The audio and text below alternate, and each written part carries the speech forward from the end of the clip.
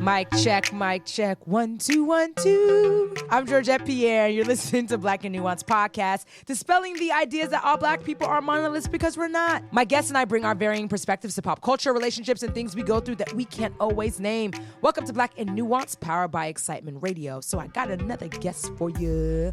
He also works at Def Jam, but I'm gonna have to give him like the full-on introduction because he's super dope. And he used to be one of my former bosses when I used to work at VH1.com or used to write for VH1.com. Okay, so Orlando Lima. He's a multi-platform media veteran with 25 years of experience creating content and building brands.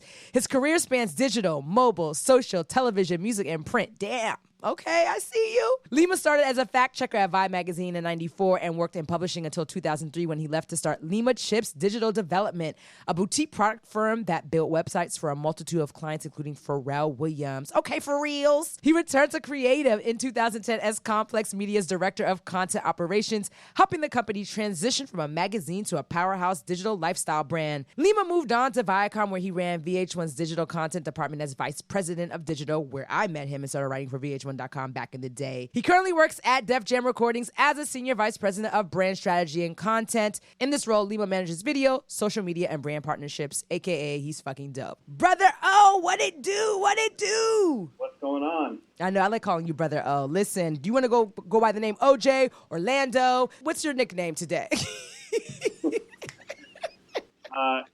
Everyone who knows me and knows me well calls me OJ. Okay, OJ. You know what? You know the reason why I never called you OJ when I first met you? I just thought it was so strange because I would think about OJ Simpson. I was like, I got to call him O. Like, I'm just going to call him O. But anywho. That's like the whitest way to think about it. But you know what? That's the reason why they started calling. I decided to let people call me Orlando when I went over to Viacom because I knew that there were going to be people there who were going to be able to Right. I have so many nicknames. I mean, I have friends that call me Juice. I have people that call me Lima Chips from my side hustle. Yes. You know, they call me Neat Rocks Cocktail because of the barrel picks that I do. Oh, yeah, we're going to get into all of that. Yeah, because I thought that was interesting, for sure. But listen, I thought you would be the perfect guest for this. So, Black and Nuanced Podcast, I always want to kind of break down the barriers or the stereotypes that they think Black people are monolithic. You know, we're not. And so, you're a Black man in America, right? You're a successful Black man in America on top of that. And your career runs the gamut. Vibe, VH1, Complex, now Def Jam. What did these spaces look like for you, and how active were you in building a community outside of the white spaces that you saw in your career? That's a very big question, so I started my career in '94 in magazine publishing as a fact checker, and I have moved through pretty much every form of media. So I've worked in print, I've worked in digital, I've worked in television, social, mobile. Now I work in a record label. When I started,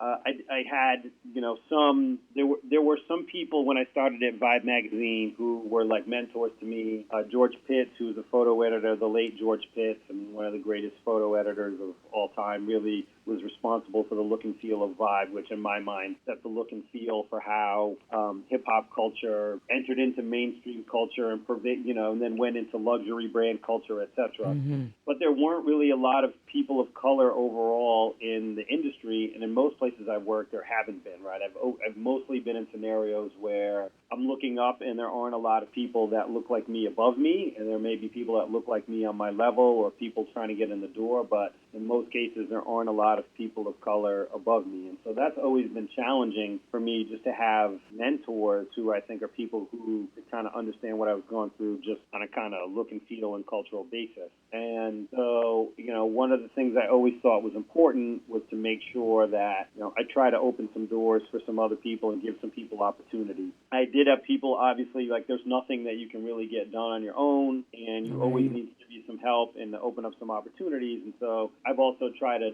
do that as well, and I think it's been positive, and it's been positive for me and for other people. If I were to sit here and try to figure out all the people that I've hired in my 25-year career, right, and of those people, how many of them are people of color, it's probably a significant percentage of color, definitely more than I would say if I had a white counterpart who has the same amount of experience. And some of it has been great and has really worked, and some of it has been, shunned in some places. When I worked at Complex, for instance, when I got there, it was a very man-oriented and particular environment. I tried to make sure that I was not just trying to balance out the staff in terms of, ethnicity and color, but also in terms of gender. And I think of how that helps Complex go from a very bro-focused brand to one that was really kind of all-encompassing across culture and gender. And then I think of other places where I went where there were really few people of color, and I hired other people of color to work with me, and it was it's a head scratcher for people sometimes. So that has been more complicated in those places, and I think always then means you're in this weird space of feeling like you need to justify, the types of people that you're hiring, even though it makes sense to you, but then also wanting these people to perform, So I think of VH1 off the top of my head. And I'm not saying this is a dig on Viacom in any way or form, right? I think the basics of this of capitalism and of hiring people is that people generally hire two types of people they know and people who look like them. Right? And so if you're a white person, for lack of a better term, without putting ethnicity in it, and you went to a college that was also 90% white, then the likelihood that you're going to hire, a Latin person, a black person, it's unlikely unless you happen to be in a specific industry where the products you're making cater to, a minority audience. And even in that case, you just may feel like you don't have the network to make the right call. So when I went to go work at Viacom, I worked on VH1, which was primarily making its money off of Love and Hip Hop and other unscripted shows that were really, their core audience was people of color. I was really surprised to find that, just what the percentages were like in terms of the staff and how many color they had working there. So for me, it was just logical to say, hey, we're making shows for, in particular, black women, right? That's the core audience. In order to make things that the audience is going to appreciate and I think is going to get more run and more traffic, I think I need to have the perspective of people who are in the core audience to make the content. And, when I went to seek out those types of people and balance out my team so that I had a diverse team, which included people who represented our core audience, I think for a lot of people there, it was a head scratcher. Which doesn't make any sense to me, but I get it. In their world, it would make sense, why they were confused by your hiring decisions. Right. And, and I don't look at that and be like, these people are racist. They don't understand what I'm trying to do, blah, blah. That's not the way I look at it. I look at it to them like it's surprising, if you every day get up in the morning and you eat Frosted Flakes, and then you wake up in the morning and you open your cabinet and there's no Frosted Flakes and there's Cheerios, that's surprising, right? And it may be off-putting for some people because, who are creatures of habit. And it may also be off-putting or surprising to people who aren't used to dealing with, different folks. And I think that it was just that kind of scenario. Now, what ultimately happened at Viacom, my experience at VH1 was I ended up, going from a team that had looked a very specific way to a really multicultural team. And that in and of itself was just, I think, surprising to people because there weren't really teams or departments that were really multicultural. Right. Right. And so they're looking at what I'm doing and saying, all right, he's gone about hiring in a different way. They're having a ton of success with what they're doing, but it's different, And so as the person who is championing change, right, but also I'm championing, I'm in here saying I'm trying to make the company the most money, and I'm going to make the company the most money by having the most relevant people do the work, right? So I'm thinking about it as a capitalist. I'm also thinking about my own personal interest, which is I want to give people opportunity who deserve it, who may have previously not had an opportunity to get their foot in the door. Right. And then I also have to justify it to my peers who are looking at what I'm doing as different from what's been done at the company in the past and trying to make them understand why it is that we need to do it and what the benefit is, right? And so that's the part where, as the guy in charge, that's the role I've played for a lot of my career, is having to be the person who changes office politics, who changes public perception about what different people can do in the workplace and how you can make more money and be more effective if you take a different tack towards your hiring process. Would you even receive pushback? I mean, like, I was at VH1. I didn't work directly under you, but I wrote for .com. And I know we would have conversations in your office about the pushback you even received just with your own trajectory, like your career trajectory and other stuff. Can you speak, or do you want to speak about that as well? Sure. I think, again, I'm not here to vilify Right. in any way, shape, or form. Like, I worked there for 5 years. I had 5 very successful years there. Absolutely. But it's funny looking back at it that I was there for 5 years. I know. It doesn't seem like it was this 5 years. I had 5 very successful years there. I think it was just, like I said, I think it was, there were many different things that I wanted to do. I came from a digital background at Complex, right, a digital brand that had a lot of success in digital. And I was hired to come to Viacom to work on digital for VH1 in particular. And I had a lot of ideas about expanding what we did in social media, expanding our original video content, expanding the types of things that we could do with our talent from our shows, and ways I could also get our talent to cooperate with doing the stuff that we wanted to do.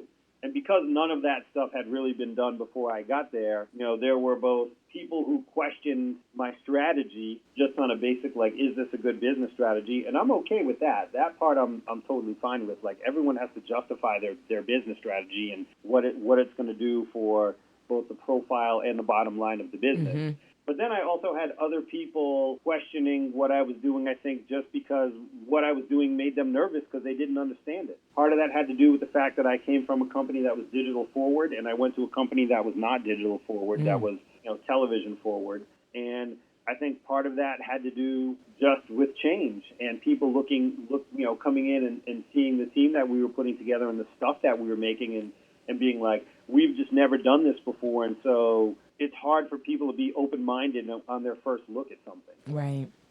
It's like, take something that's unrelated and at least try to apply it to here. It's like no one understood. Everyone had beef with Colin Kaepernick when he said, hey, this is the stand I'm going to take about, like, kneeling in the NFL. You know what I'm saying? Right. And even before people really took the time and energy to process it and understand whether it was effective and all of this stuff, it was like people had a problem with it from Jump Street because it was different.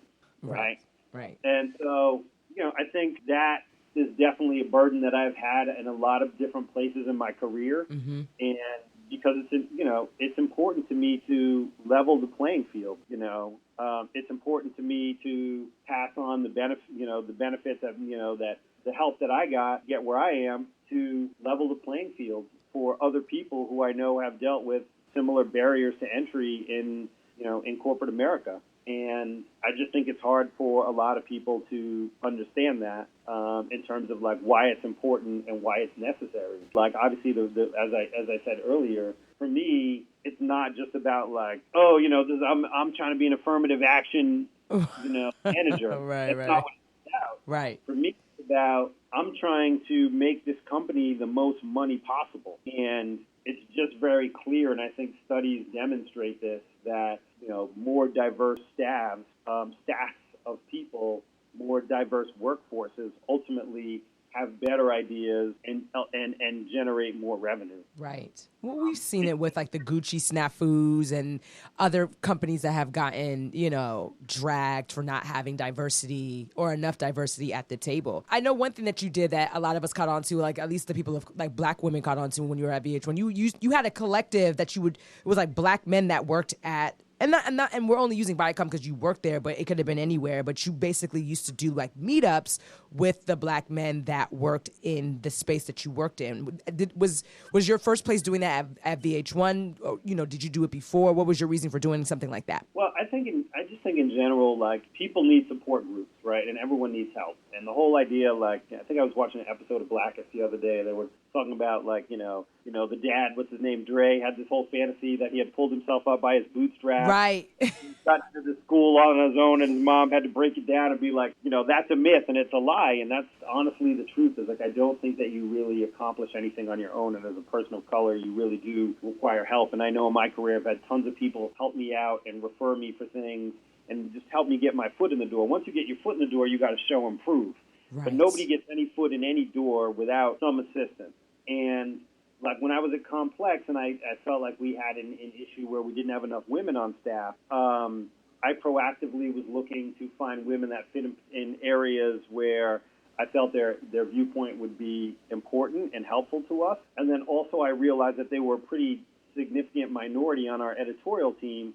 And I said to them, hey, I want you all to be comfortable in the office. I want you to feel like you have support from your peers. And I allowed them to have monthly meetups where they could go and have a meal and talk about, I didn't go to them. I just, made sure that they, the company, would pay for them. But it was just so that they could, have a higher level of comfort in the office. Because my assumption was, if we have a staff of 50 people and we only have, 8 women, y'all got to be going through some things. Right. That's obvious. Yeah. With all those dudes all day, you got to be going.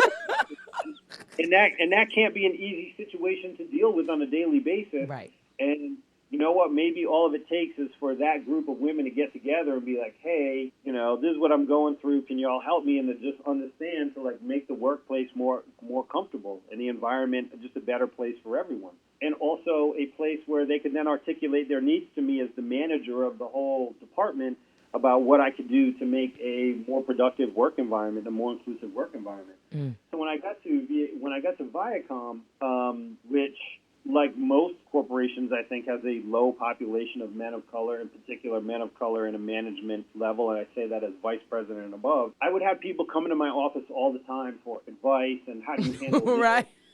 Black men in particular. Right. And I was like, this is like a full-time job in and of itself.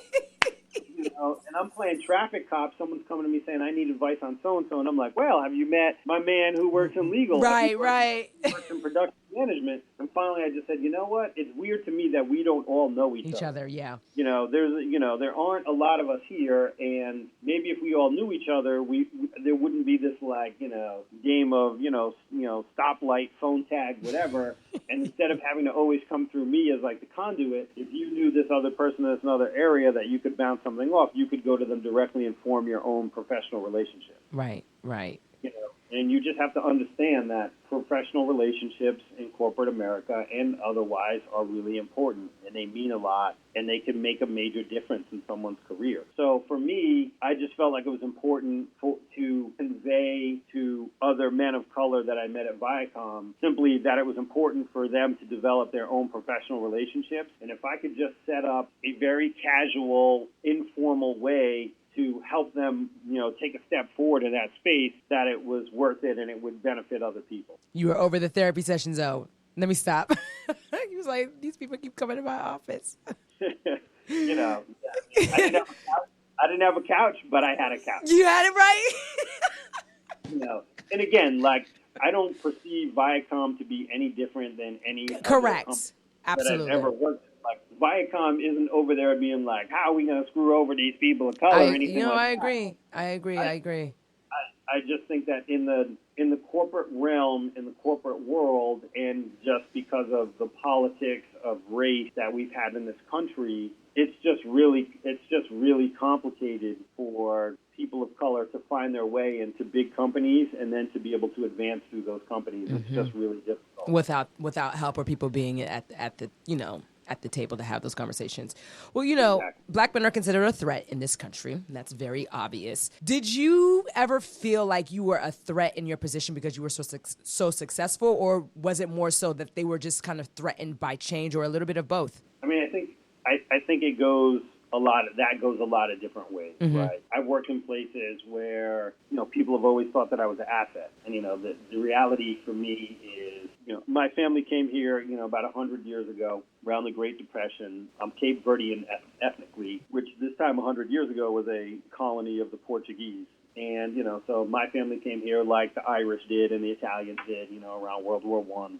Like most immigrants to the country, right, what's the first thing everyone tries to preach? It's like, you got education, right? Business ownership. Those are the two things that can change your situation. So I always came from a family, I'm second generation, so I came from a family that was very much like, go get that education. So I was, one of the, first people in my family to go to college, the first one to go to an Ivy League school, one of the only people to have, an advanced degree, certainly the only one that went to 2 Ivy League schools in my family. And, I went out into the workforce with all these amazing degrees and, all this, this mindset that where I'm short in knowledge someplace, hard work can help me. And you end up up in this scenario, right, where people have not seen people like you before, right? You have colleagues that have not seen men of color that are highly educated and willing to really like put their nose to the grindstone and go in, right? And so that's off-putting, right? You are defying a stereotype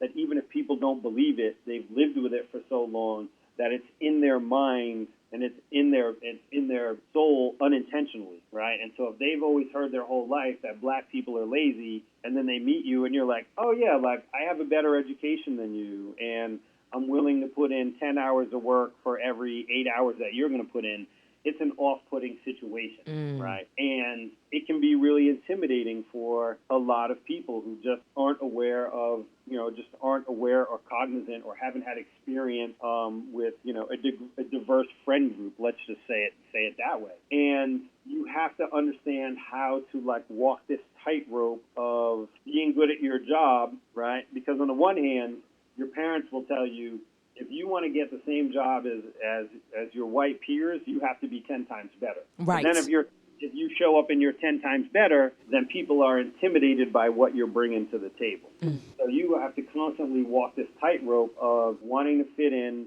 wanting to have good relationships, and wanting to be viewed as having value, but not be intimidated. Because as a person of color, the minute that you're intimidating based on something other than the physical, right? So your intelligence, your work ethic, it can really shut down your entire career, right? The moment that white people find you intimidating can be a real turning point for the worse for your career. And even if it's not something that you're meaning intentionally. So I've had tons of times in my career where people have said things to me like that would be praised for, white people, like you're too aggressive, or you're too upfront with your opinion, or you don't like to work, you don't like to work as a team player, or all of these types of things which get assigned to you even though they're not necessarily the case, right? Right. So if I think that I have to put in twice the amount of work as my white counterparts to get the same recognition, then that means I'm also probably not willing to wait for someone when we're doing a project. So you could look at that as being, oh, he's not a team player because he doesn't want to wait for other people to do the work. Whereas my perspective may be,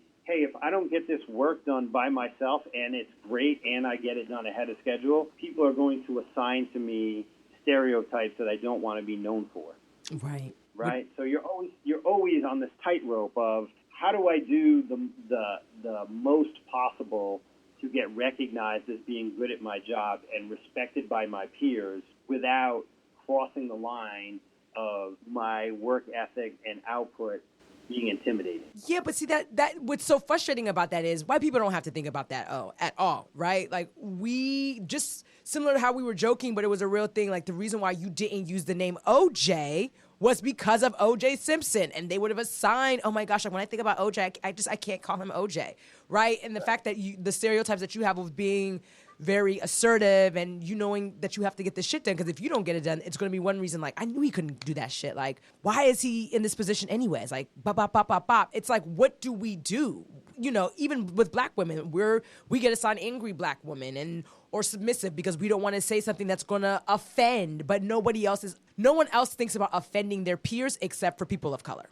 No, and that, I mean, hey, we can sit here and discuss the 400-year history of America if you want, right? And and I don't mean to make light of it. Yeah. I just think at this point, I'm 46 years old now, so I've put in a lot of work in my career. I think that, and also things have changed, right? So when I first came, in the 80s and the 90s, the concept of multiculturalism was very different, right? And you didn't have a lot, you didn't have as much like intermarriage, interdating. You didn't have the internet. You didn't have all this stuff. So it was kind of like there was white people and black people and Asian people and Latin people, and boom, never should those things meet, or they're all individualistic, right? And now we have this world where we have a more global kind of society, and we have all sorts of barriers being broken down, whether they're relationships, friendships, neighborhoods, etc. Economic status, all of these things. So it's not as monolithic anymore as like you can just, put a race tag on someone. But by the same token, you have to recognize that the end goal, what is your end goal and what is your end game? And that's the way I think about it. And as much as racism is real and prejudice is real and there are all sorts of issues you deal with, I tend now at this point in my life to think about not so much as like, oh, so-and-so is discriminating against me or this situation is discriminatory, but I accept the fact that it exists and I try to figure out how to unravel it or get around it without necessarily having to bring it up in a way that's going to cause conflict. Right. And only because I think the conflict doesn't necessarily get you anywhere. And I say that for myself personally, right? So if my job or my role in this chain of, people of color who have come to this country or who were brought to this country is that I'm here to open up the doors, right? I'm here to open up doors. I want to see more equality in hiring and all this other stuff. Then for me and where I'm at, it may not be a benefit. For somebody else who's in a different position, it may 100% be a benefit and a necessity. Something you said about hiring. So in your 25-year career, you've hired a bunch of people. I'm sure you fired a bunch of people too, but there's always the emphasis of like when you bring in people of color, you're hoping that they, show improve. Is there a stigma behind hiring Black millennials? I wouldn't say that there's a stigma behind hiring Black millennials. I'd say there's a stigma behind hiring millennials. No. I like working with young people. Okay. I really do, because I feel like it keeps you young in the brain and the mind, and it keeps you active and it keeps you on your toes. Especially now, I got kids, I'm married, I'm not in a club like that. But I'm you still stay plugged in for whatever reason. You're always plugged in, though.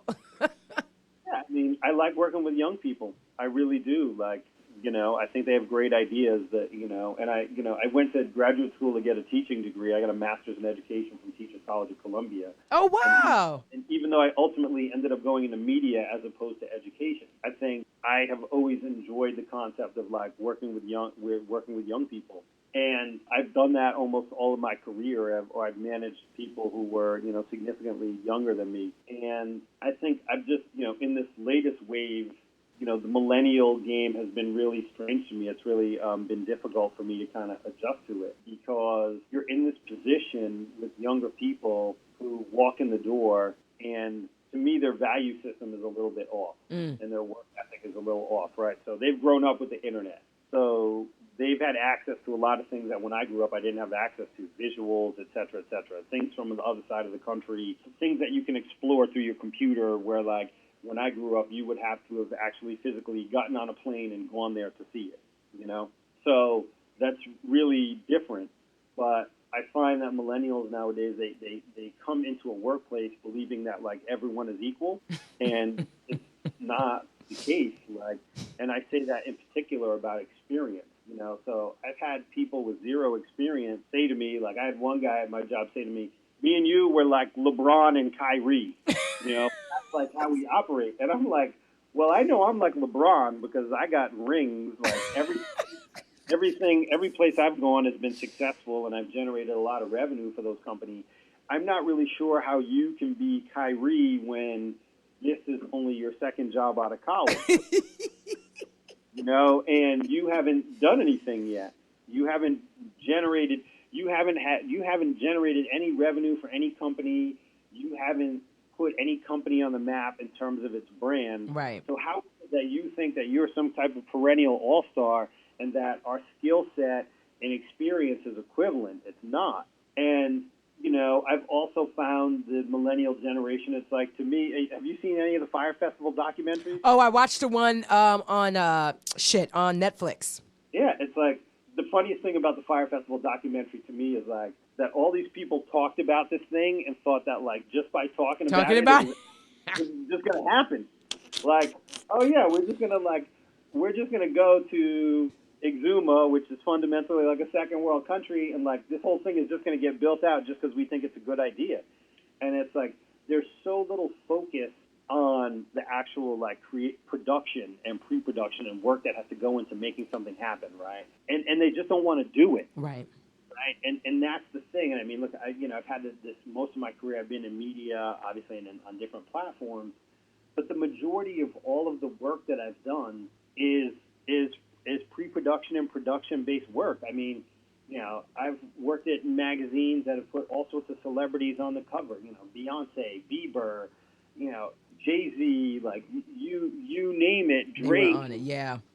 They've been. I've worked in some capacity with these people on a team of people who were doing something with them. Mm-hmm. Whether a stage show, a magazine cover, a video series, social media, but to make those things happen requires a lot of dirty work. You got to get in and get your hands dirty. Mm-hmm. And what I've found from millennials in general is like they don't want to get their hands dirty. They want to be the idea people. The idea people in any company are generally the people at the top. I know. Pyramid. That's why I struggle sometimes. Oh, I'm not gonna lie to you. I do struggle. And the reason they're the idea people is because they've done a lot of this stuff before and they have experience of how to actually get something from the start point to the finish line. Mm-hmm, mm-hmm. Right? And all of the things that have to happen in between. All of the pre-production, all the legal work, mm-hmm. all of the budget work, all of the paperwork. It's no joke, man. That it requires to make a creative thing a success. Millennials seem to think that they don't have to do any of that. So I always end up like in these conversations with young people right now where they think they don't have to justify their job or their work or their money spend for their job. And I'm like, Like, I don't understand why you think that you don't have to do any of that. That's just the cost of doing business. Right. If you want to go if you want to take a trip someplace to cover something creative, there's a cost to that. And so the question that any person, say, in finance at your company is going to have is, what's the benefit to the cost?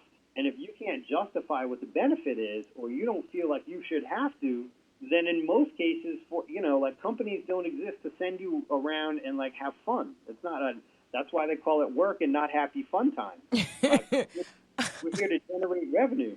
And so if you can't justify or demonstrate that there's going to be some revenue generated or some benefit to the brand, then you shouldn't expect that the company is going to want to do it. Put money up for it. Well, at least this time in your office, you have a couch if people really need to talk to you. Are you going to kick them out this time?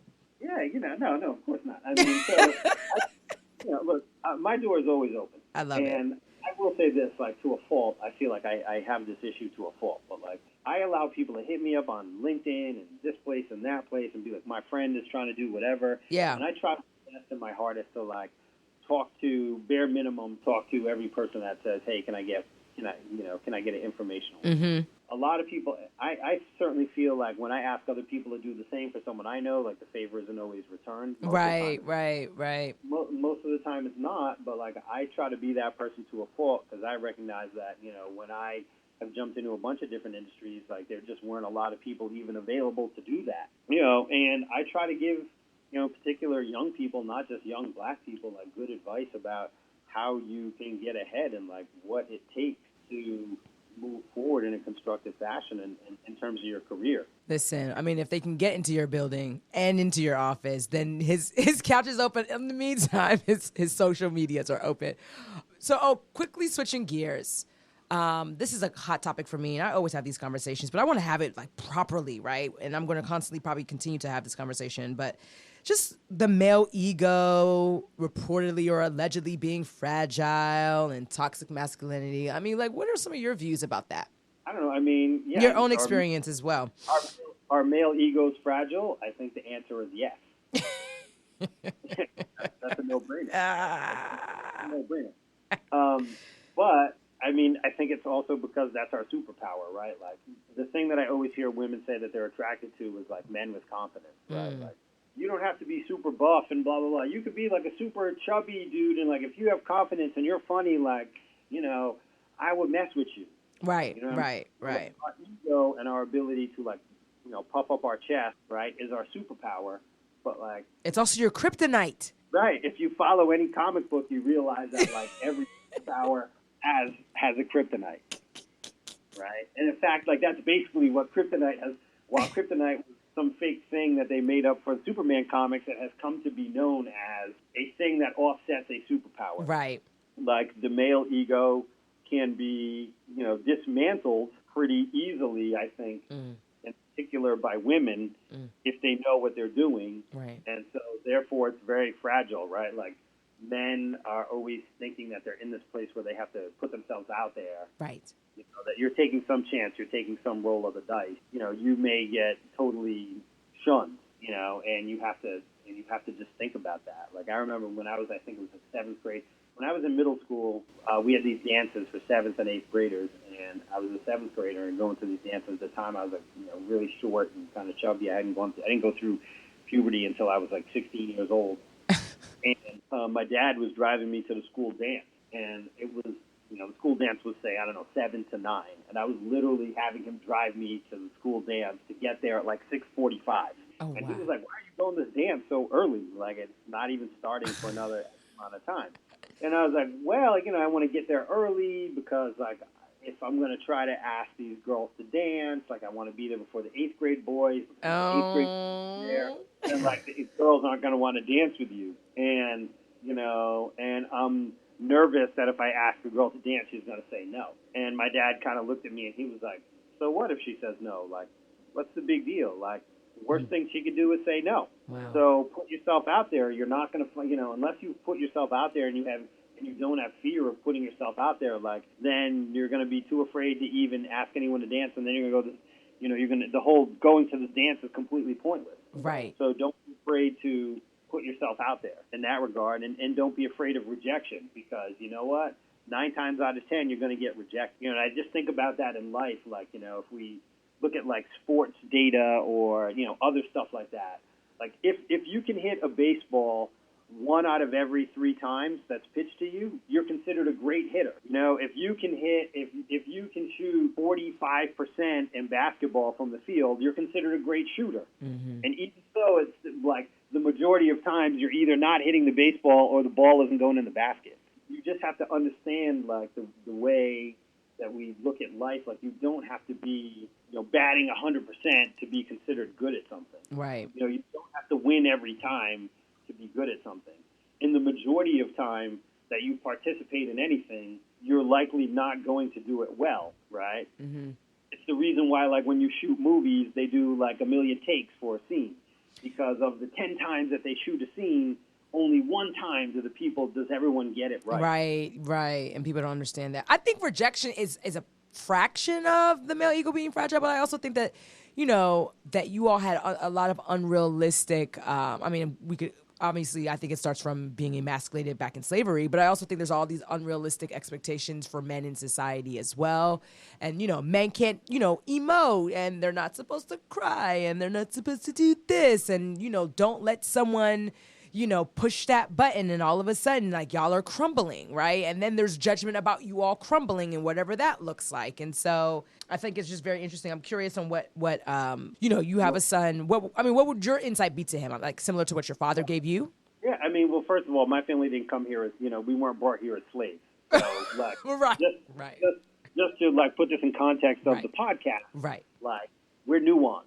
People of color are nuanced. We didn't all come over here the same way. Right. And we have different experiences from before we got here, and also to, like, where we lived here and how we are now. And we all have taken on different cultural aesthetics based upon all these, you know, and mores based upon where we, you know, our passage to this country. Yeah. But I think with regard to my son, man, I don't know, man. He's like, seems like a wildin', normal little kid, and you know, I don't know how he's going to shake out in life. Right. I'm just make sure that he has all the tools to pursue life the way that he wants to pursue it. Nice. You know, like, one of the funny things is my mom. I don't know if this is answering the question, but this is kind of an interesting one, right? Me and my wife and I, we go away for, I can't remember where we went. We went away for the weekend. My mom comes in from out of state to watch the kids for us for the weekend. Mm-hmm. We get back, you know, and I grew up middle class. Neither of my parents went to college. They were both blue collar. You know, my dad was a blue collar worker. You know, my mom worked for the state and some other places. You know, she started as a kind of assistant secretary back when that was a word, and moved her way up. But, like, you know, they both of them just had a high school education, and they made the most of it. You know, we were pretty middle. You know, back in the day when it was, you know, it was middle class. That's what we were considered. You know, lower middle, whatever. But my mom came in to watch the kids for the weekend, so that we went away, and I came back. My mom said to me, you know, and she was in particular talking about my daughter, who's the older of the two. she was like, your daughter's a little spoiled. And it was such a weird comment because I was like, Mom, you and Dad worked your whole lives. You worked multiple jobs. Right. I mean, my dad did some hard labor. He was a longshoreman. He was a firefighter for 27 years. I mean, he did some hard labor Yeah, a lot of so shit. that I could, go get this education and take my situation up a level. But yet, here's my mom basically saying to me, like, you're doing too much for your kids. And I'm like, well, I'm only doing for my kids what you did for me, which is, try to bring them up a level based on my education and opportunity. Right. So, like, what would be the scenario where I'm going to be an executive at a Fortune 500 company, but yet be like, my kids have to know struggle? Like, it doesn't make sense. No, I know, because I hear that. I do hear that. And sometimes you wonder, like, how do you walk that line? Yeah, it's like, my kids got Jordans, my kids got Jordans. Because their dad has Jordans, right? Yeah, like, no, I mean, I'm just saying, like, I'm in, I don't know, the top tax bracket or something like that. So, like, I'm not in my kids are not going to grow up knowing middle-class struggle that, like, my parents had, right? Or, like, they're not going to look at me and be like, oh, man, like, Dad is on a, 12-hour work shift. He's got to get up at 5 in the morning to go be down at the docks to, like, get picked for a gang to be, to unload a bunch of scrap metal off a boat. That's not me. They may be like, Dad's not going to be back for 2 days because he's flying first class to L.A. to shoot some video that's going to be I'm not going to see him for 2 days, but, like, it's not the same thing. Yeah. They're not going to grow up with that. They're going to grow up knowing that I'm a hardworking person, but not that I'm doing a blue-collar type of job. It's in a white-collar work environment. And that's the person that I am. And I'm trying to make sure that they have all the benefit and opportunity that, my education and career has afforded me. And that's going to be very different than the way that I grew up. It doesn't make it any worse. And I just thought it was funny that my mom was, like, saying it to me as if it was a derogatory scenario that I was providing the best for my children, and that they're used to having things that other people who have less money than me don't have and don't have access to. Right. Do you think it's a mentality thing with us as people of color that think, you don't want your children to grow up spoiled, where they don't appreciate things or aren't humble? Because that's the perspective I was thinking about, I guess, where your mom was coming from. Like, you just don't want your children wilding out because they got everything that they wanted. And it sounds crazy to even say that, but, like, it's, I guess, instilling the morals while they could still flex, with what their parents can provide for them. Well, I would say this about myself. First of all, anyone who knows me knows that I'm not humble. Yeah. And I'm okay with that. I'm okay with that. I'm totally fine with that. If you come out and play basketball with me, and I still play every Tuesday, I will be talking shit to you for 2 hours straight while I'm trying to beat you in this game. If you got to play me, I will be talking trash to you for 2 hours straight, and you better be prepared to deal with it. Yes, this is true. No. And the other thing is, I just think that it's also my personality. I like to joke. I like to have fun. Right. I like to make fun of people. Sometimes I can't take a joke as well as I can give one, but I'm learning over time. But I just don't know that, like, humility is a trait for people of color when I think there's so much riding on the fact that you have to prove yourself. Being a person who is not willing to let people know that you believe that you're good at your job, let's just say, or anything, is not necessarily a benefit, right? Because we come from a scenario where people don't give us enough credit for what we do anyway. Wow. And sometimes you got to let them know. And I think that also, like, I came up in the, in the hip-hop culture, hip-hop generation. Like, so much of hip-hop and rap music is about letting people know, like, what you're about and why you're for real. And I think that there's real value in that. Like, if you just look at the culture and how it has become, like, such a driving force of the culture of the world, like, there's a real benefit in that.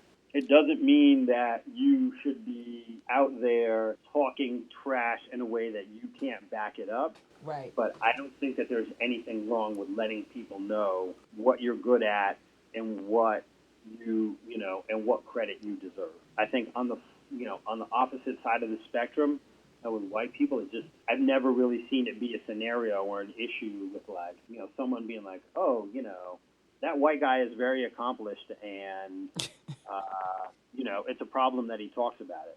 That's such a good point. I don't understand why.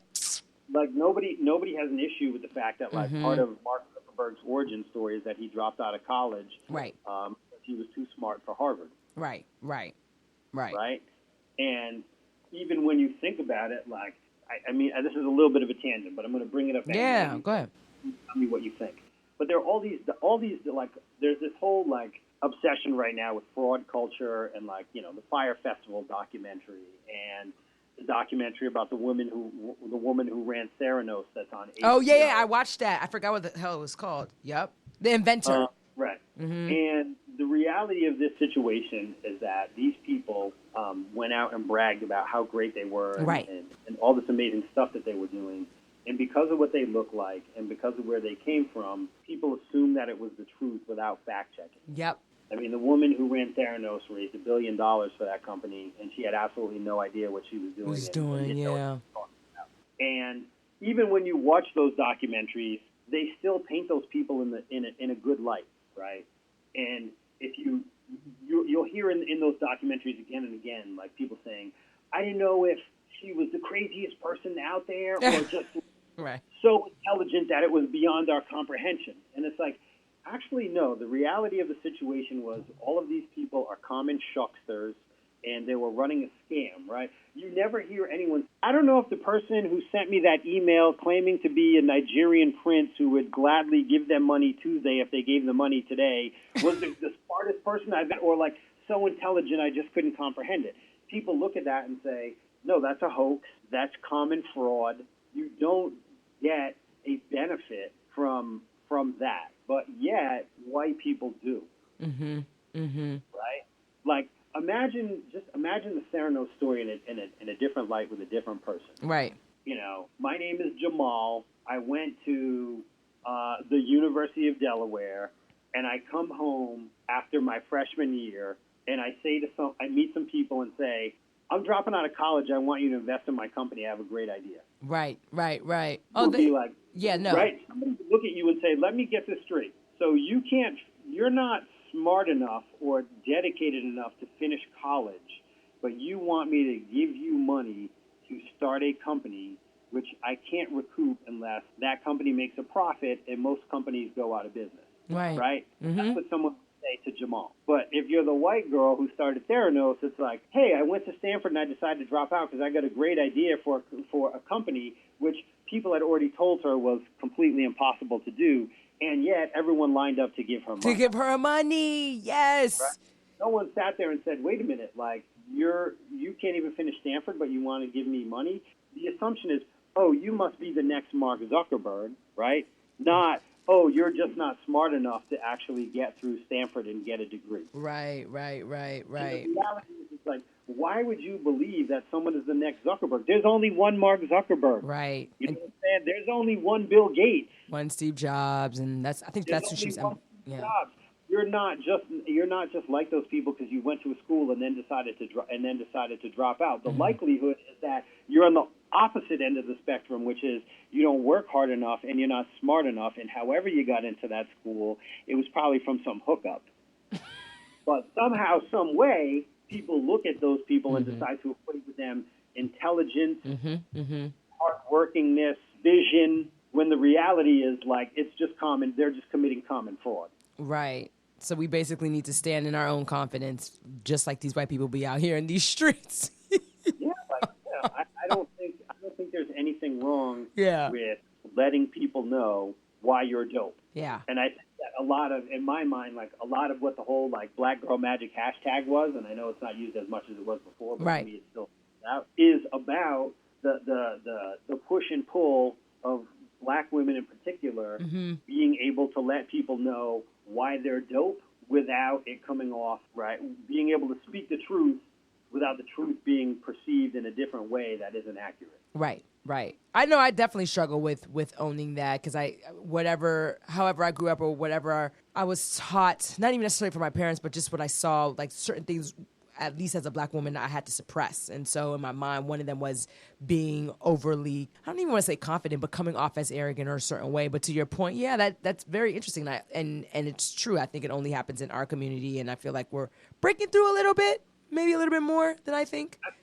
Like I said, I think there's nothing wrong with letting people know why you're dope, but also you have to be prepared to show it. To back it up. Yeah, that's fair. The proof is always in the pudding. Then I think obviously the point that we discussed, which is the nuance, is even if you're going to let people know that you're dope, you have to understand what your audience is, and you have to recognize that audiences are different no matter wherever you go and whoever you're addressing. And what's the most effective way to let people know that you're dope so that it benefits you? Mm-hmm. Today has just been a day full of knowledge. Okay, so lastly, I want to get into this outside of all the dope shit that you've done. Is it called what? Barrel picking? I don't even know what that shit is. All I know, I was drinking in your office and that shit took me out. I was like, this shit is strong. So what is it and how did you get into it? Like, what's barrel picking? Like, all of that jazz. Okay, so I come from my family has always just been involved in, I've got a lot of drinkers in my family, as I think most families do, right? Like spirit is a part of organizing and organizing people and organizing family for good times. And so, for my entire life, back to when I was a teen, and we also came from another country where I think people look differently at spirits and alcohol, et cetera. Right. So I've had just a long history of, drinking.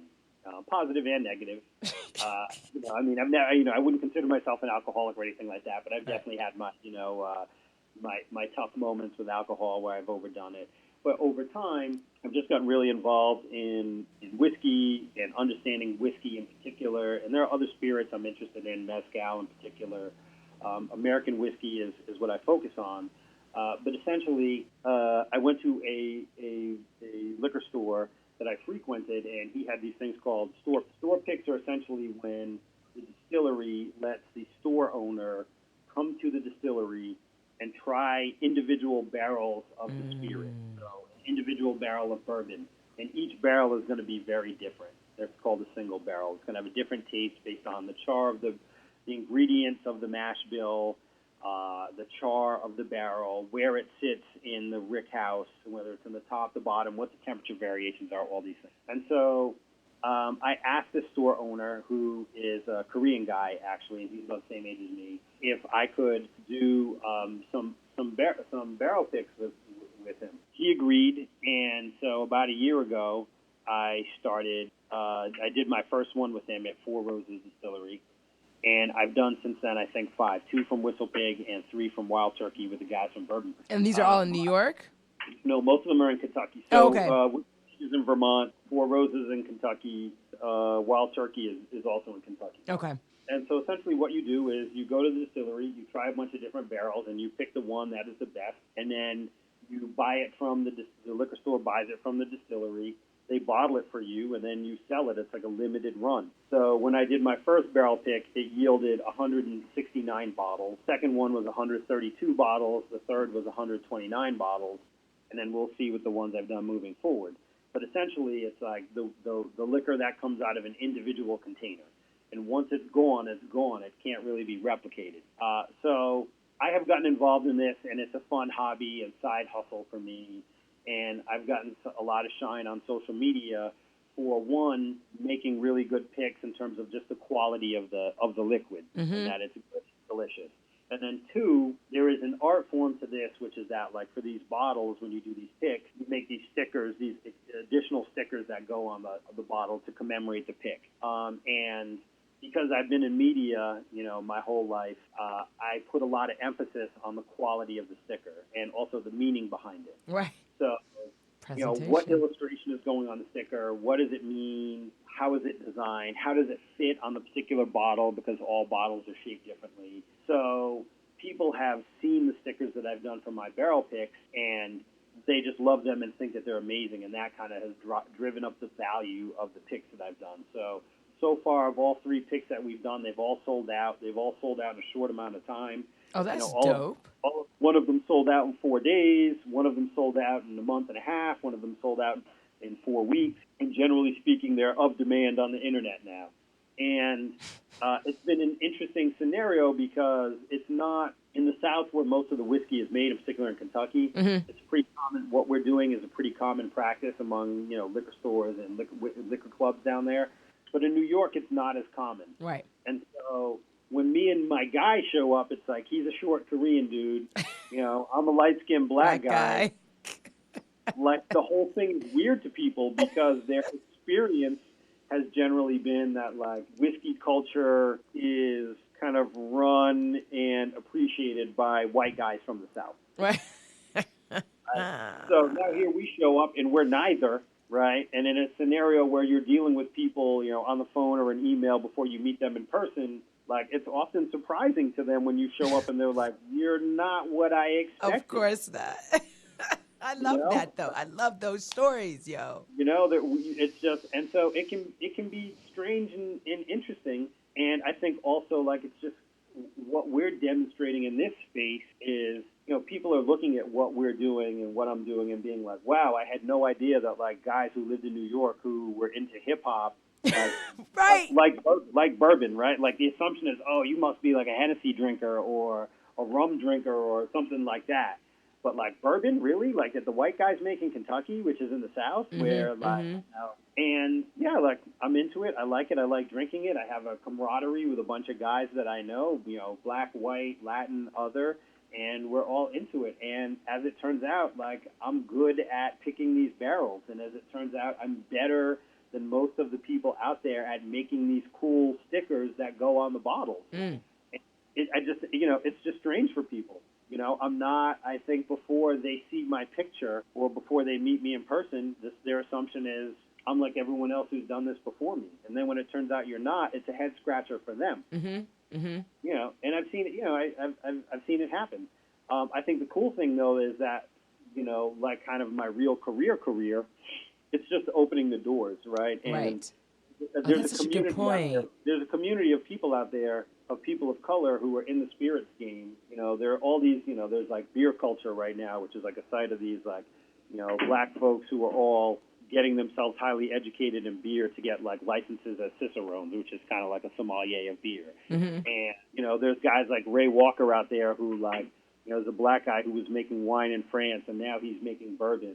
And like, there's a real drive of like, there's a real community of people out there who are in the game and like are making friends, and people are, it's a lot of these people who've traditionally been in these industries' first real introduction to people of color. I didn't even think about it like that. And I'm assuming when they do meet you, the experiences or the exchanges have been positive, right? Yeah. Look, so I went a couple months ago down in Kentucky to do a barrel pick with the guys from Bourbon Pursuit, which is a bourbon podcast, and they do barrel picks. They have their own line of whiskey. I went on the pick, and there was like 10 of us, and I was the only person of color. It was me and like 9 other white guys. Uh-huh. And you know what? Among those 9 other white guys, most of whom were from that area, how many of them are Trump supporters? I don't know. Some of them, not all of them, maybe a few of them. I don't know, right? But I'm not here to judge them for what they believe politically. But it was obvious. I think it's always obvious when you end up in that scenario when you're like the one person of color. Yep. You're like, the reason that I'm the one person of color here isn't necessarily because everyone that I'm with like dislikes black people. Right. Like, that's not the case. The issue is just like they never lived around any black people. They didn't have any black friends when they went to college. They don't have any black people that work with them. Right. So like they just don't know black people. Their access, no access, no interactions with them. But I meet these guys. I have probably a bunch of different personal views than them, and they have a bunch of different personal views than each other. And it turns out like one of the guys is in video production, and we all love bourbon. Some of us have done picks at certain distilleries. Some of us had never done picks at Wild Turkey. We went in there, and I had a blast. It was like one of my favorite things I've done in the longest time. And like of the guys I went with, I only knew 2 of them before I got there, and I made 7 new friends. Right, leaving. Yeah. So I gotta work on my open-mindedness. I love that. And do you, because you said that it's a side hustle as well as a hobby, do you, like, for your barrel picks or the ones that you've done barrel picks for, do you get a percentage because it did so well and you picked it? How does that work? Yeah, why do we have to talk about my money? Oh, my bad. why are you going to bring my money into it? My bad. Yes. I got to send you a bank statement to just let you know. No, because that's where my mind went. Okay, fine. We won't talk about your money. How can they find you, on social media? The easiest way is Instagram. My handle is Neat Rocks Cocktail. Okay. NEATROCKSCOCKTAIL. Neat Rocks Cocktail. Okay. That's where I have like stuff that's about my work, the work that I do, and then stuff that's about, the liquor I'm interested in, the spirit stuff that I'm doing. And, I have this year, I think, 4 or 5 more barrel picks that are coming out, whiskey ones, and then I'm trying to also do a mezcal and maybe like some kind of specialty gin. That's the easiest way to find me on social media. I mean, I have a Twitter account. I don't use it that much. Right. And I'm not that active on Facebook. Right. So Instagram is the easiest. Is the spot. I know, I'm over Facebook. Yeah, because I every time I have the visuals, so when I came to your office, when I came to New York, the visuals, all those damn bottles on the windowsill. And I was like, oh my gosh. Yeah. Like, I would say right now in the office I have something like 25 different bottles of. Okay, because I was going to say 50. I don't know why 50 came to mind, but it was a lot.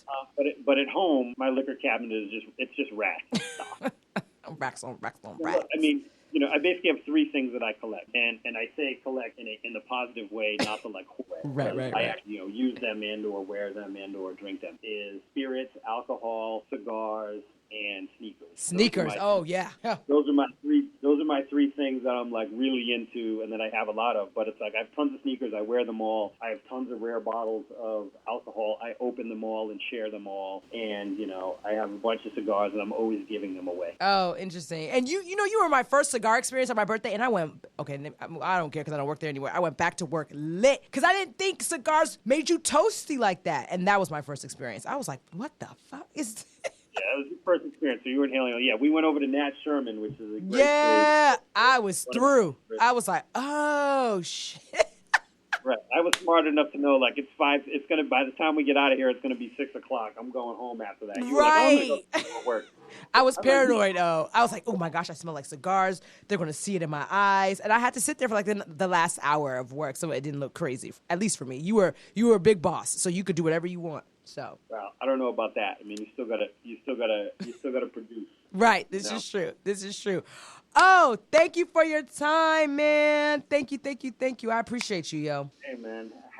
Happy to. Like, I like the idea of the podcast. I really think people don't understand. I mean, we like there's an obvious scenario in which in culture we lump, in American society we lump all black people together. If Jesse Smollett is lying about and being attacked because of his race, and every time the rest of us do it, we must also be lying. Right. No, it's true. I'm laughing because you brought up Jesse Smollett because I know everyone's been cracking on him. God bless his soul and his family. I mean, he ruined Black History Month, first of all. Don't do that.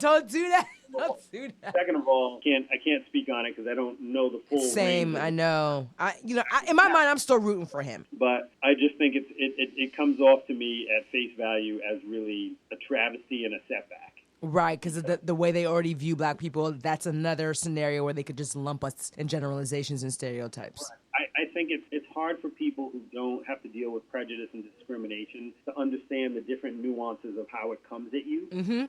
And so sometimes when you talk to them about it, they don't believe you because it's not because they're being jerks about it. It's just because they don't have the experience, right? Racism is so nuanced, and it can happen in so many different ways. It can be totally blatant, or it can be completely on the low, or it can come at you unintentionally, right? And so when you try to explain how it happened to you and how it made you feel, a lot of times people who have never experienced it are more inclined to be like, oh, that's not accurate. Yeah. Because they don't understand, right? So all this guy did was really make it more difficult for us to have an open conversation with people about why racism and prejudice is still an issue, and how we're going to get over it as a people. That's all he did, and that to me is really sad because you've done your fellow black men and black women and black people a major disservice at a point where like can't really afford to do ourselves dirty. Right. No, I agree. Without knowing all the facts behind the case, I'm hoping that the motivation for this wasn't something selfish, but it's hard to look at it from what I know and think that it wasn't, and so that's just really sad. You know, because there's no room as a man of color, and also as a guy who's been able to make something of himself. There's no room for selfishness in this world. You know, in that regard, like I always feel like I have some kind of an obligation to help people who have gone through the same things as me and have a similar experience, and also to help our society in a broader level, like get better. And stuff like that, it just makes it more complicated. It's funny. I thought you were going to say there's no room for error, because I also think that too, right? As a black man, that has to help other people come up into the fold, not just other black men, but people of color. But I agree. I definitely. I mean, I'll answer that question for you too. I think the margin for error is very slim. Right. In the corporate world, when you're a person of color, I think you're not going to get the benefit of the doubt from your peers and supervisors when you mess up, unless you have a record of really putting numbers on the board. Right. However, I think to try to hold yourself to a standard where you can never make a mistake, you're going to be perfect all the time, is just a death wish, because it's not realistic. It's not realistic to win every time. If you look at boxing, like every boxer retires with a loss. No one retires undefeated. That's true. Oh, that's a good point. That's a good point. To use a sports analogy, everyone thinks they're the greatest until they fight that last fight and they get knocked out, and they're like, oh, wait, I guess I was a little old to be fighting. It makes me think of Creed, too, when he lost the fight the first time against a guy. Yeah, it's just, that's the reality of the situation. So you can't get in that scenario where you hold yourself to a standard that is completely unrealistic. Unrealistic, yeah. Hold yourself to a realistic standard and just be really adamant that you're always trying to improve yourself and get better at what you do. Duly noted. Brother O. Yes, I got to give you You did that. You did that. Was that a slow clap? No. I definitely got to link you next time I come back up there, man. I miss New York so much. Anytime, I think this is an interesting conversation, just all of the nuances of race, not just about like how we are nuanced, but the nuance of how we're perceived and the types of things we have to deal with, the prejudice, the aggression. I think it's a conversation that everyone needs to have. It's a conversation that needs to happen and that always continuously needs to happen. But I appreciate you, me taking you to task and you being up for it. Oh yeah, You were definitely the right person to kick this off, for sure. I mean, I deal with all sorts of different things. I got to be honest with you. It's like, I don't deal with scenarios, where I don't really deal with scenarios because of, my age, I think, and what I'm doing in my career, where like I haven't had one of those like police stoppage, like you're a black man, you must be up to something bad scenario in a long time. But I haven't stopped by police in my life for not having done anything wrong. The nuances of how I have to deal with racism now are really different, and they're even hard to explain to people. So, for instance, I was on a trip about a month ago, and I was staying at a hotel. I was on a personal trip. I was staying at a hotel, nice hotel, and I was having drinks with a woman of color in the bar, and we decided to sit down and have dinner. And the woman who was serving us, our server, our waiter, was a young white woman, and I was looking at the menu, and I wanted to eat a steak, and there was something on there. It was a Côte d'Ivoire, something like that. It was in another language, French maybe. I didn't know what it was, and so I asked her. I was just like, hey, is this a steak? And she was like, yes. And so she was like, yes, that's a steak, and it's $51. Oh, did she feel the need to tell you the price? Because, I hate shit like that. I know what you, yeah. It was weird because I was like, first of all, I'm liquid, but I don't think you realize. It seems to me like you told me the price because look, I'm dressed in the normal way I dress, so I'm wearing like a pair of Air Jordans or something like right. Hat. Normal. I'm a casual dressing guy because I've worked in media my whole life. So it was weird because it felt to me like she felt the need to tell me the price before I ordered it, so I didn't have some kind of sticker shock. But the reality is, like, a $51 steak is actually a cheap steak. Right. But it is, right? Like, even some of the standard places I've been to in restaurants in L.A. and... So it was weird because it was one of those things where it was a head scratcher for me because I'm like, well, if I was a white guy here, would she have? She have said that, right? I let it go. I let it go and I kept it moving. But then at the end of the meal, and this was the thing that I was like, okay, so you don't realize this is a microaggression. I asked for the check and she brought me the check and she said to me, all right, well, here's the check for the bill, and underneath that is the itemized receipt. right? The hell? And so to me, it was actually offensive. And I try to explain this to someone, and they really didn't get it, right? And the reason that it was offensive, and in a way, the new term is microaggression, is because the only time you really give someone an itemized receipt when they go out to eat is if they're expensing the meal, right? Because when you expense a meal, you have to present these receipts to your accounting department so they know how many people were there and blah, blah, blah, blah, blah. If you're just a normal person going out to eat at a restaurant, you don't care about it. Nobody cares about an itemized receipt about, how many drinks you had, who had the steak, who had the chicken, whatever. So the message that was sent to me by this, 20-something-year-old white woman was, you couldn't possibly be here eating in this restaurant on your own dime. But right? I can understand that because the only reason you're here is because you're here working for a company and the company is paying for it. And so therefore you must need the itemized receipt. So I'm going to offer it to you without you asking for it. But the reality of the situation was I wasn't there on my company's dime. I was there on my own money, by having my own meal, paying for someone with my own cash. But for whatever reason, my server, right, who's half my age and of a different color, did not perceive me as someone who could be worth enough money to be at this restaurant paying for a meal. Right. And I try to explain this to someone, and they were like, no, you're overthinking it. And I was like, but am I? Am I really? Yeah, right? I mean... And so to me, these are the types of race is nuance and discrimination is nuance. And these are the types of conversations we have because I don't even think the woman, right, my waiter, was aware of what she was doing. And I don't think, I'm sure if I had pointed it out there and said, like, look, homegirl, like, this was kind of foul and blah, blah, blah, she'd probably say something to me like, I'm not racist. I have black friends and blah, blah, blah, blah. Which is right. And I don't, I'm sure that that's the case. I'm sure you do have black friends, and I'm sure you do listen to rap music. But the point is, like, your perception of who I am or what I could be is off based upon looking at me and who I'm with at this table. Right. And so we have to get to those discussions as opposed to the, like, it's wrong that police are, don't want to let people protest, or it's wrong that, like, those big ticket items that we all understand and we all know are wrong, like, we get it. We need to get to a point now where we can discuss nuances and people can understand how, like, can have an honest conversation about how perception changes things and people's feelings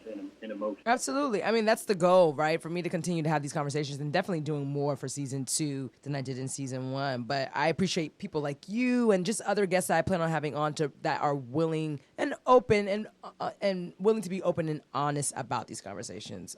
We know how you do. I know you're very candid and, straightforward, straight shooter, pow, pow. Yeah, well, look, to in this particular case with this waitress, I actually said to her, I said, I don't actually, it was a restaurant in a hotel. So I turned around and said to her, I don't need an itemized receipt. I'm actually staying at the hotel. So you can just put that on put that on my hotel tab. And at that point, it was like I could see like the wheels turning in her head. Like, oh, okay, right. So like I could have handled it a different way. I could have been like, yo, man, that's racist. Like, what? But you're just like, bitch, I stay here. Like, just. Right. But instead, I chose to explain it to her in a different way to let her know, like, I was like, hey, no, actually, I'm just here on fun staying at the hotel, so you can just give it to me. You can just put it on my hotel tab. Right. So now she can go back and think about it like, okay, wow, I offered him something under the assumption that he was here on business and his company was paying the tab. But as it turns out, no, he's here on a personal trip. Okay, so he's not the person I thought he was. And now, look, maybe that's just enough for her to think about it and be like, I won't make that mistake next time. Maybe it's not. I shouldn't have called her a bitch because she's a woman, but even still, maybe it's not enough. But at least you handle, if you were to handle it any different way, there's a stereotype of this black man, he was aggressive and blah, blah, blah. So there's that. Yeah, so, exactly. You and your liquid. Yes. Put me on game. Oh, put me on game so I can be like you when I get older. I'll try. I'll see what I can do. Oh, you have a good day, man. I appreciate you. Thank you so much. All right. Thanks for having me. Okay. All right. Peace. So now on to all of the things, the closing segment. So I actually want to keep this segment theme around being black in America and being successfully black in America from the conversation I just had with I know for me as a black woman, I've struggled with my place in certain spaces. And so, where I used to work, I'm going to speak from the workspace, where I used to work, my boss was a black woman. And she and I had a really, and we still do to this day, I consider her a mentor. She and I have a tight relationship, and we had a very interesting relationship for her to be my boss at work. And so I was kind of her whisperer, right? Because I was on the ground enough to be able to tell her things that were going on, while she also had to juggle being the only Black woman or the only Black person in the spaces that she was in. And a lot of times, similar to kind of what I was saying when speaking to O, was, you know, we are the ones that are always thinking about, oh, we don't want to offend our white counterparts. We don't want to offend people. But even I feel like as a woman, I think sometimes some of us take that on even more because we get the angry Black woman stereotype, right? And so not only do we get called angry Black woman, we get called a bitch or bitchy when we're too assertive. And I've found myself teetering on when to be super overly confident or more outspoken than I have been in other situations. And then, you know, you're told, well, there's a time and a place to say certain things. You don't want to say that. You don't want to do this. But it's like, but why? Why, right? Men can say certain things in certain spaces. Women are expected not to say certain things in certain spaces. And so, you know, there's just been a lot of mixed messages that I've received, and even in my own experiences, that's always had me questioning, talking about or speaking about my skills and how confident or how dope I am and my ability to do certain things. Like, I'm always speaking about it in a humble way. But I like the point that O made about, you know, this humility service when we are the ones that always have to prove ourselves. So I thought that was very interesting. And so more so, I just want to leave this more as a question, drop it on ya, for you all to reach out to me and let me know your thoughts about that. You can reach me at blacknuancedpod@gmail, BLACKNUANCED @gmail. Follow me on Twitter and IG at blacknuancedpod. You can follow me personally. I didn't even say it in the last episode. You can follow me personally at Georgette Star with 2 R's. My website is georgettepierre.com, and I'm on Twitter. It's just my first name, Georgette. And the podcast is on Apple Podcasts, Stitcher, and Spotify at Black and Nuanced Podcast. I love the fact that we're on Spotify. It looks sexy on there. Anywho, hit me up. Let me know your thoughts about whether you feel like you have to be humble or you've ever felt like you have to be submissive in certain spaces, whether it's as a person of color, whether it's as a Black man, whether it's as a Black woman or a woman in general. Would love to hear your feedback. On that note, out of here. Peace.